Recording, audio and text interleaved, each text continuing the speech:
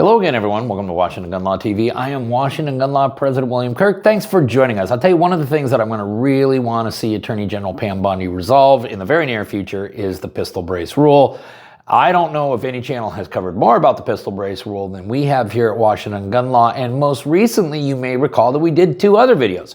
One was about a crazy determination that ATF made on a pistol with an attached stabilizing brace that was followed up by a nasty little letter from Eric Pratt over there at the Gun Owners of America, where it seemed as though the ATF kind of backed off their initial position. But have they really? I'm not sure. Found a story on AmmoLand, got me going down a rabbit hole, started digging around, and I think that the pistol brace rule is alive and well. It's just that the ATF wants to call it something a little different. So today, let's spend a few minutes and let's talk about why is the ATF prosecuting this guy under the pistol brace rule?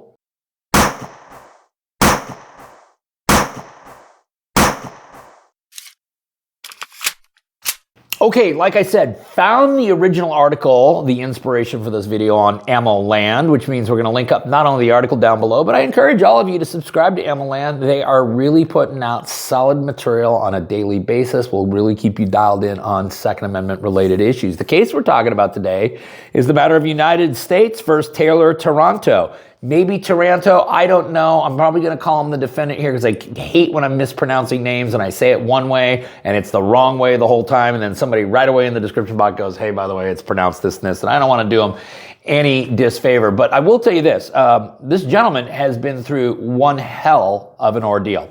Let me explain. The defendant in this case was accused of being in Washington, D.C. on January 6th and ultimately was charged with numerous serious crimes based upon his involvement in the January 6th riots. Now, at some point, a search warrant was served on the defendant, and what did they discover? And I want you to all make note of this because I think some of you also may have this firearm.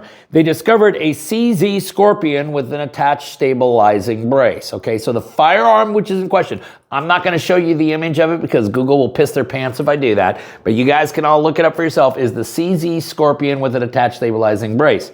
So in addition to all of the nasty January 6 charges that they had piled on him, they then add an additional count of being in unlawful possession of a short barrel rifle. Okay, follow so far? Bunch of charges from January 6th plus an added SBR charge. Then along comes President Trump's January 6th acts of pardons and clemency, where he basically dismisses all of the pending cases and all of the convictions against people who had been implicated in some type of criminal activity on January 6th. Which means for the named defendant here, Mr. Taranto, that all of the January 6th charges are dismissed. Hooray. Okay.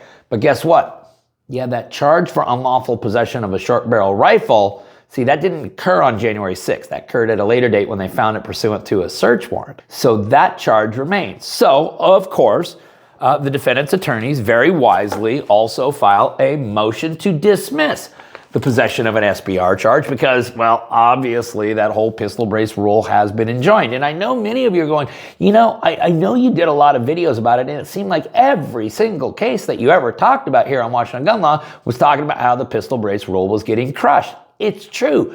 You never saw me do a video that was like, oh my God, horrible ruling, pistol brace rule upheld, okay? And that's because, well, there wasn't any, because had there been, I certainly would have done it.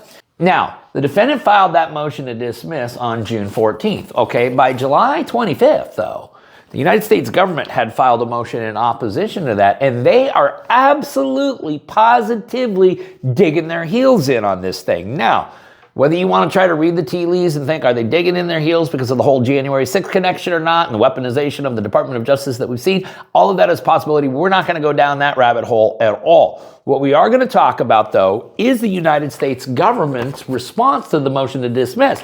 Because essentially what the United States government is saying here is hey, yeah, we get it. The pistol brace rule was never really enforceable. It's been stayed by every court. We're not doing this under the pistol brace rule. We are just doing this under our interpretation of what a short barrel rifle is. I mean, the response to the motion to dismiss states, first, defendant contends that count one violates both a nationwide injunction and a recent decision vacating the rule. The government is not relying on ATF's interpretive rule. The objective characteristic of Taranto's CZ Scorpion simply meet the statutory criteria articulated in 26 United States Code section 5845.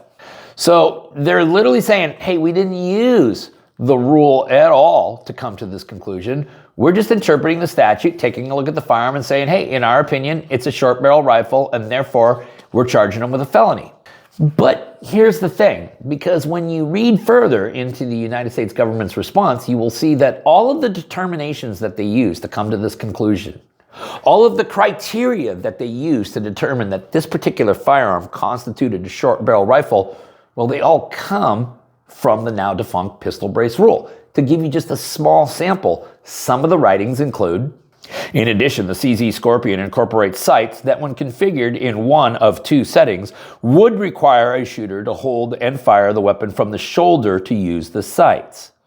The CZ Scorpion's length of pull, that is the distance from the trigger to the part of the rifle that fits against the shooter's shoulder, is similar to the exemplar Scorpion EVO 3S1 rifle used for comparison. And there's paragraphs and paragraphs of the United States government justifying their determination that this firearm constitutes an SBR, all based on literally cut and pasted criteria from the now defunct pistol brace rule.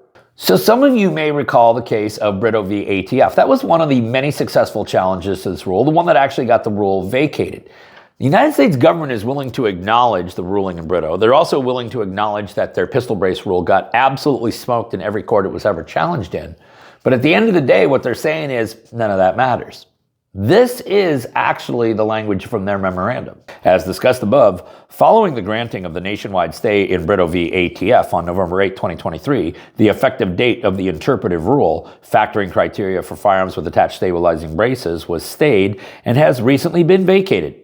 As a result of that stay, defendants claim that the government is enjoined from enforcing its recent rule, classifying braced pistols as short barrel rifles, and is declining to prosecute in similar cases. The first part of that sentence is correct, but beside the point, since no part of this prosecution relies on ATF's recent interpretation rule. And the second part of the statement is just incorrect. And what the United States government is arguing here is, listen, he's charged with violation of United States Code for possessing a short barrel rifle. He's not charged with violating ATF's pistol brace rule. And so what they're basically doing is they're bootstrapping the exact language that would in fact be used in a complaint to say that, well, he's only being charged under this statute and therefore we have authority to enforce and interpret this statute. The United States government argued in their memorandum, the Brito stay does not speak to the government's ability to enforce the statute. That is fatal to defendant's claim because the government has not cited, mentioned, or relied on ATF's 2023 rule in prosecuting the defendant.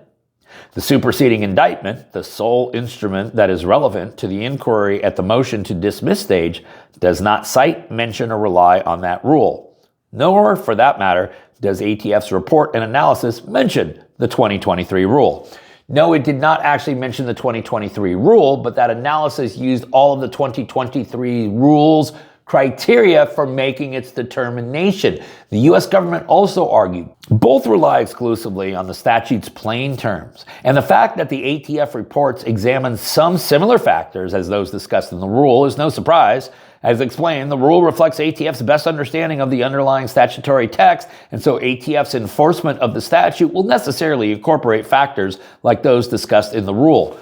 They are literally setting themselves up for the ability to say, well, obviously the rule was just a codification of what we always believed, and that's how we've always interpreted the statute, so we can still use the rule's criteria.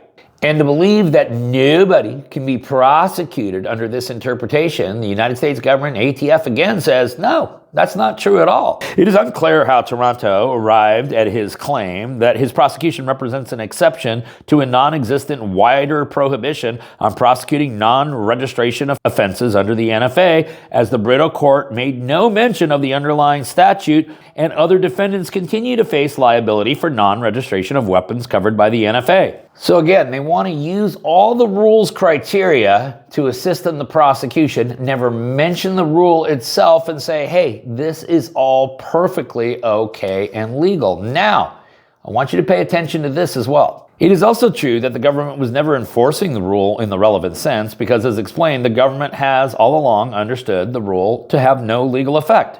The government has made clear that any relief against the rule alone would not prevent enforcement of the underlying statutory obligations. So it's kind of like, rule be damned, it doesn't matter, we still get to do whatever we want. That is still the attitude that the ATF and the United States Department of Justice is taking on this issue. And in fact, they basically tell the court, it doesn't matter what you do, we're going to still use this criteria anyways. This also comes from their memorandum. Although the rule has stayed and now vacated, ATF is not barred from continuing to enforce the underlying statute as it always has by making a case-by-case determination about whether particular braced firearms constitute rifles under the statute. And of course, because the rule reflects ATF's best understanding of the statute, those determinations will naturally tend to look substantially like the determination that would follow from applying the clear framework outlined in the rule. Okay, and then the one final thing that the United States government is claiming, and again, I'm putting this out there because I believe that many of you or some of you may own similar firearms. Am I telling you to do anything different with them? I'm not telling you that. I'm just giving you the stuff to think about.